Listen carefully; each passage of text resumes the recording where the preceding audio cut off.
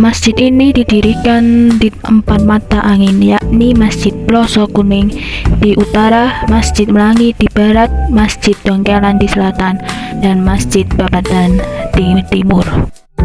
Masjid Patok Negoro yang terletak di Jalan Ploso Kuning Raya nomor 99 Desa Minamartani, Ngaglik, Sleman, Yogyakarta ini berdiri di atas tanah seluas 2.500 meter persegi. Luas bangunannya sendiri adalah 288 meter persegi yang setelah mengalami perombakan menjadi 328 meter persegi. Masjid ini didirikan oleh Kiai Mursodo di tahun 1724 yang merupakan anak dari Kiai Nur Iman Melangi.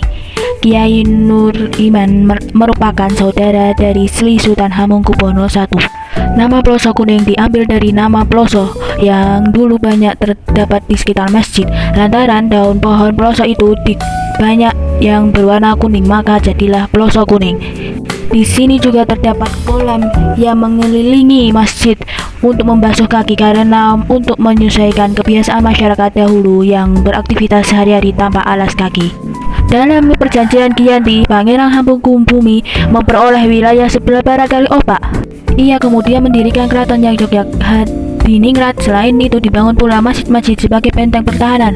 Itulah kenapa disebut sebagai Patok Negoro. Menurut literatur yang ada di perpustakaan keraton, Masjid Patok Negoro Ploso Kuning ini menjadi salah satu masjid tertua yang ada di Yogyakarta dengan usia hampir mendekati 3 abad.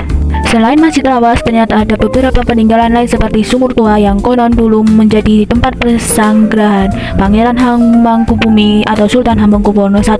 Sumur itu berada di selatan masjid. Pun ciri khas lain Masjid Patok Negoro ini memiliki kolam yang mengelilingi bangunan, pohon sawo kecil, dan terdapat mimbar yang ada di dalam masjid.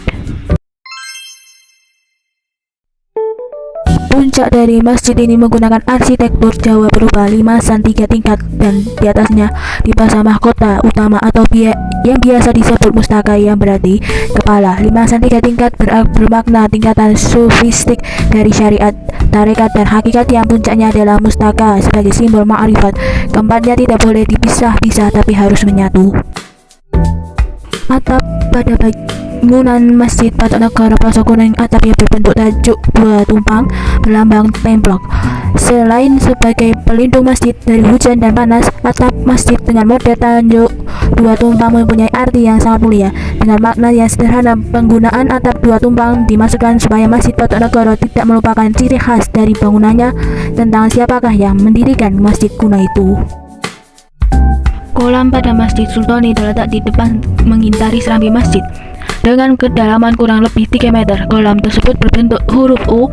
Kolam ini berfungsi sebagai tempat bersuci. Setiap orang yang memasuki masjid maka akan melewati kolam yang yaitu mengharuskan kaki jamaah untuk terkena air suci terlebih dahulu di kolam tersebut.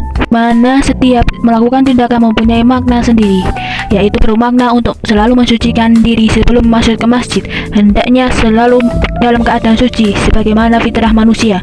Adanya kolam tersebut pastinya memiliki fungsi yang beragam. Selain sebagai AC alam, sesuai dengan makna filosofinya, beduk bukan barang asing dalam masjid-masjid Indonesia. Beduk yang dimiliki oleh Masjid Patok Negoro biasanya dipukul 3 kali guna menyambut datangnya bulan suci Ramadan atau tanda dimulai puasa. Di samping itu, ketika pada bulan Ramadan, beduk Masjid Patok Negoro Ploso Kuning juga digunakan masyarakat sebagai sarana membangun umat muslim untuk makan sahur di saat bulan Ramadan. Beduk Masjid Patok Negoro Ploso Kuning berusia lebih dari 100 tahun. Beduk tersebut adalah hadiah khusus dari keraton sekitar 80 tahun lalu untuk Masjid Ploso Kuning. Proses pemindahan dari keraton sampai Ploso Kuning dibawa dengan penuh perjuangan oleh para abdi dalam keraton tanpa menggunakan kendaraan. Hanya sekedar berjalan kaki yang menempuh jarak yang cukup jauh 9 km. Sedangkan berat beduk dikira-kira sekitar 250 kg. Konstruksi bangunan Masjid Patok Negoro Ploso Kuning sebagian besar menggunakan kayu jati, baik sebagai tiang penyangga bangunan maupun konstruksi atap masjid. Selain kekuatan kayunya, pemilihan kayu jati secara simbolis bermakna pepelin agar manusia memiliki jati diri yang kuat.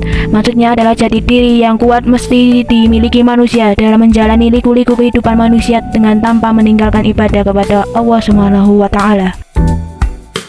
Salah satu arsitektur yang mencolok dari Masjid Patok Negoro Ploso Kuning adalah gapura yang berdiri di depan area masjid. Setiap orang yang hendak masuk masjid harus memasuki gapura ini. Meskipun gapura lebih identik dengan bangunan pura dalam tradisi Hindu, namun gapura dalam tradisi Islam memiliki arti lain. Tentu bukan berarti pura atau tempat ibadah Hindu, namun penyematan kata ga untuk menambangi kata pura telah mengubah makna dari jenis arsitektur tersebut. Gapura diambil dari kata gafura atau ampunan, dengan maksud agar orang yang melewati gapura adalah orang yang memasuki ampunan dari Allah Subhanahu wa Ta'ala. Banyak masjid-masjid kuno yang berlokasi bersebelah dengan makam. Demikian pula di Masjid Patok Negoro Ploso Kuning. Di dalam makam tersebut terdapat beberapa makam para ulama, juga para sesepuh yang dimakam di sana. Beberapa nama ulama atau sesepuh dimakamkan di situ. Peziarah kebanyakan mengunjungi makam, diantaranya adalah makam Kiai Mustafa atau Mbah Mustafa, makam Kiai Abdurrahman Tanjung dan Kiai Hasan Tasir, Kiai Hanafi, Kiai Mursad, dan makam Kiai Nahrawi. Adapun Kiai tersohor pada zamannya ialah cucu Kiai Nur Iman dari Melangi, saudara Hamengkubuwono I. Beberapa umat Islam mengkeramatkan makam, bahkan ngarap berkah di makam tersebut. Padahal makam di dekat masjid sebenarnya merupakan pengingat akan kematian yang pasti dialami manusia.